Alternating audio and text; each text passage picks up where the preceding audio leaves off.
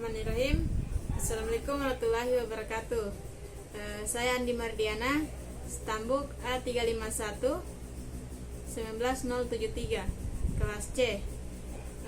Saya di sini akan mempresentasikan tentang tugas mata kuliah hidrologi tentang presipitasi.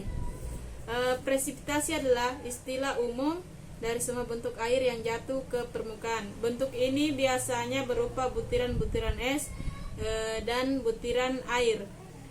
Kalau di Indonesia sendiri itu daerah tropis, biasanya pada umumnya itu presipitasinya disebut air hujan. Kemudian bagian B, faktor yang mempengaruhi presipitasi. 1. Kelembaban udara. Kemampuan udara untuk menampung uap adalah berbeda-beda menurut suhu. Kemudian 2. Kelembaban relatif. Perbandingan antara massa uap dalam suatu satuan volume dan massa uap yang jenuh dalam satuan volume pada suhu yang sama. Kemudian 3. Energi matahari. Energi matahari adalah mesin yang mempertahankan berlangsungnya jalur hidrologi.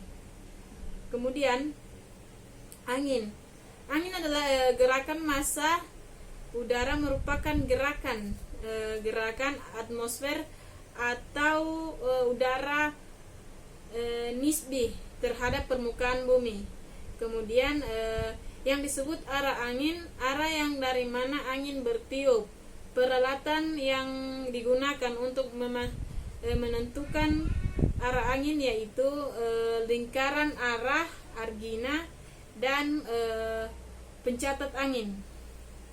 Kemudian suhu udara. Suhu udara mempengaruhi besarnya curah hujan, lalu evaporasi dan transpirasi. Yang biasa disebut suhu udara adalah suhu yang diukur dengan termometer dalam sangkar meteorologi. Kemudian jenis-jenis presipitasi atau jenis-jenis hujan. Pertama, 1. Hujan siklonal, yaitu hujan yang terjadi karena udara panas yang disertai dengan angin berputar. Kemudian hujan zenital, yaitu hujan yang sering terjadi di daerah sekitar ekuator, macam khatulistiwa begitu. Kemudian hujan geografis, yaitu hujan yang terjadi karena angin yang mengandung uap air yang bergerak horizontal. Kemudian hujan frontal, yaitu hujan yang terjadi apabila massa udara yang dingin bertemu dengan massa udara yang panas. Tempat bertemu kedua massa itu disebut bidang. Kemudian hujan muson atau hujan musiman, yaitu hujan yang terjadi karena angin musim atau angin muson. Kemudian terjadinya angin muson karena adanya pergerakan semu tahunan matahari antara garis balik utara dan garis balik selatan. Kemudian proses terjadinya hujan.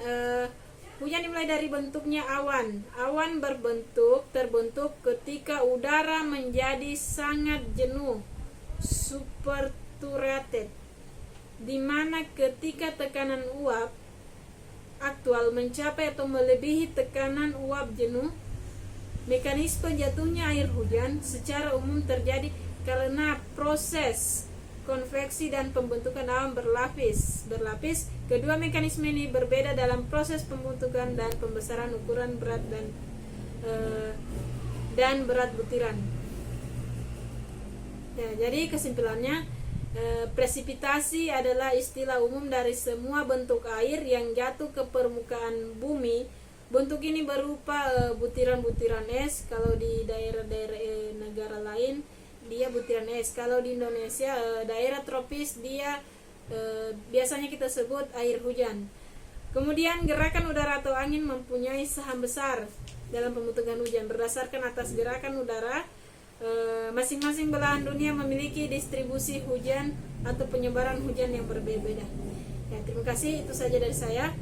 Wassalamualaikum warahmatullahi wabarakatuh.